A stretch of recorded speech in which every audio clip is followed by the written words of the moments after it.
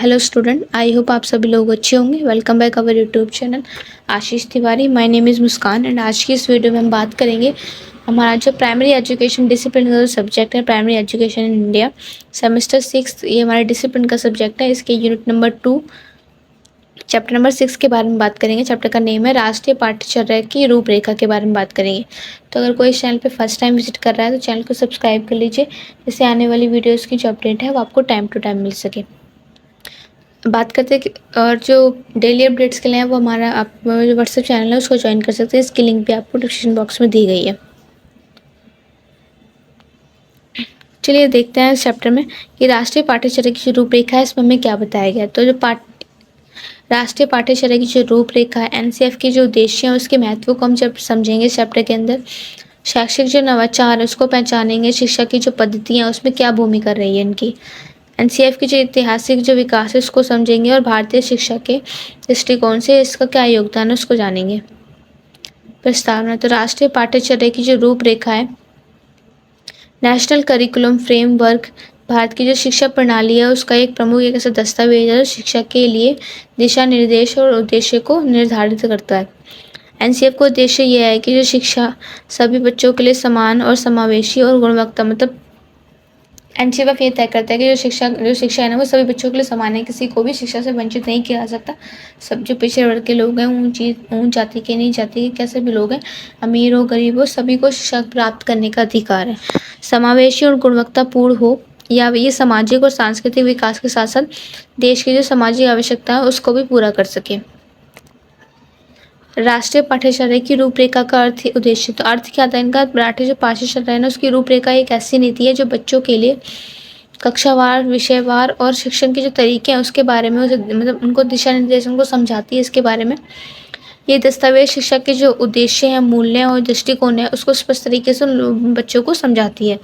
तो इनका उद्देश्य क्या होता है कि समाज की जो विविधता है उसको स्वीकार करना। तो एनसीएफ का उद्देश्य है कि विविध सामाजिक, सांस्कृतिक और भौगोलिक पृष्ठभूमि से आने वाले जो बच्चे हैं उसको शिक्षा का सही दिशा दिया जा सके उनको। गुणवत्तापूर्ण शिक्षा। तो ये शिक्षा की जो गुणवत्ता है उसके साथ जुड़ने का प्रयास करता है ताकि छात्रों को जो सर्वांगीण मतलब उनका विकास होकर उनको अच्छी एजुकेशन मिलेगी तो उनकी जो शिक्षा की जो गुणवत्ता है वो बढ़ेगी। समावेशिता। तो सभी बच्चों में, विशेषकर जो पिछड़े और अल्पसंख्यक वर्ग के जो बच्चे हैं वो शिक्षा के जो अवसर है उनको समान अवसर मिलेगा और वो समान अपनी एक नई पहचान बना सकते हैं। राष्ट्रीय पाठ्यचर्या की जो रूपरेखा उसका क्या महत्व है? तो शिक्षा के मानक। तो एनसीएफ भारत के जो विभिन्न राज्यों में शिक्षा के लिए जो मानक तय करता है, ये सुनिश्चित करता है कि हर बच्चे को एक समान और गुणवत्तापूर्ण शिक्षा प्राप्त हो सके। शैक्षिक जो सुधार है, ये शिक्षा प्रणाली में सुधार के लिए मार्गदर्शन के कार्य करता है कि नई जो शिक्षा हमारे शैक्षिक जो विचार हैं और जो उनको अपनाने की जो विधियाँ की गई हैं उसको वो अपनाने में मदद करते हैं। मूल्य और विचारधारा में कि बच्चों में जो सामाजिक और जो नैतिक मूल्य है ना उसको बढ़ावा देते हैं, जैसे कि समानता, सम्मान और विविधता को स्वीकार करने की भावना भी देते हैं ये। और इसमें सभी बच्चों के लिए जो शिक्षा है, सभी बच्चों के लिए शिक्षा विशेष रूप से कमजोर वर्ग के लिए शिक्षा की जो सुलभता है, जो उनकी उपलब्धता है उस चीज़ को भी बढ़ावा देते हैं कि सभी बच्चों को समान अधिकार मिलने चाहिए। किसी शिक्षा के नाम पे किसी के साथ भी कोई भेदभाव नहीं किया जाना चाहिए, वो अमीर हो गरीब हो, सभी को समान अवसर मिलने चाहिए। राष्ट्रीय पाठ्यचर्या की रूपरेखा का ऐतिहासिक विकास किया है। तो 1975 में जो शिक्षा नीति है उसके तहत पहली बार एनसीएफ की जो आवश्यकता महसूस हुई थी का उद्देश्य था कि शिक्षा के सुधार के लिए कई एक समय दृष्टिकोण उनको प्रस्तुत करने चाहिए। तो ये सुधार देखने को मिले थे। 1986 में शिक्षा नीति के तहत एनसीएफ का जो पहला संस्करण तैयार हुआ था जिसमें छात्रों के जो विकास, उनके शिक्षक प्रशिक्षण और जो शैक्षिक पद्धतियाँ हैं उस पर ध्यान केंद्रित किया था, उसके ऊपर ध्यान दिया था।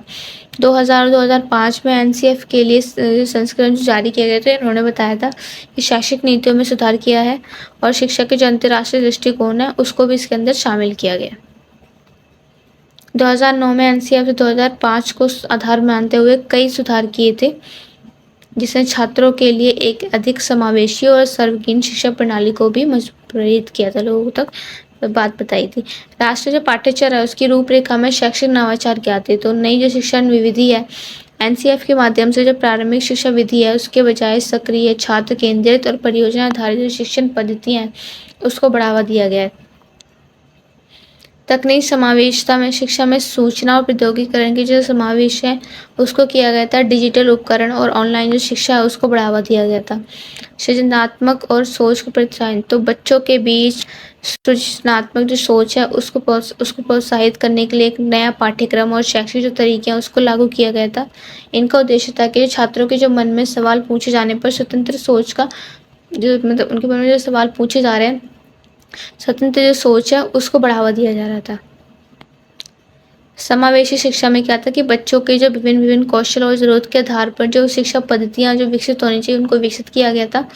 जैसे विशेष रूप से आवश्यकता वाले जो बच्चे हैं उनके लिए भी शिक्षा को सुलभ मतलब ईज़िली बनाया था। सारांश कहते हैं जो राष्ट्रीय पाठ्यचर्या की जो रूपरेखा है उसमें भारतीय शिक्षा प्रणाली का एक महत्वपूर्ण हिस्सा है जो शिक्षा के उद्देश्य उनकी दिशा को निर्धारित करती है। एनसीएफ को उद्देश्य है कि बच्चों के जो सर्वांगीण जो विकास है उसको ध्यान में रखा जाए और इसे समाज को विभिन्न वर्गों के लिए आसान बनाया, सभी वर्ग के जो लोग हैं उनके बच्चे ईजिली अपनी एजुकेशन कंप्लीट कर सके। इसके इतिहास के विकास और सुधार ने शिक्षा प्रणाली में नवाचार और सुधार को भी बढ़ावा दिया था। शैक्षिक नवाचार, समावेशिता और गुणवत्ता पर जोर देने से ये रूपरेखा भारतीय शिक्षा प्रणाली के तहत इसको बेहतर बनाने में मदद भी की थी। ओके, आई होप आपको ये चैप्टर समझ में आ गया होगा।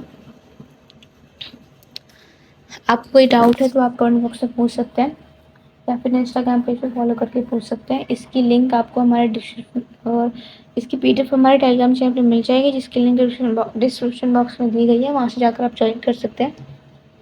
और किसी कोई भी अगर डाउट होता है तो आप पूछ सकते हैं कमेंट बॉक्स में। अब मिलते हैं हमारी नेक्स्ट वीडियो में, पूरी वीडियो देख लीजिएगा, आपको समझ में आ जाएगा। Okay, thank you for watching.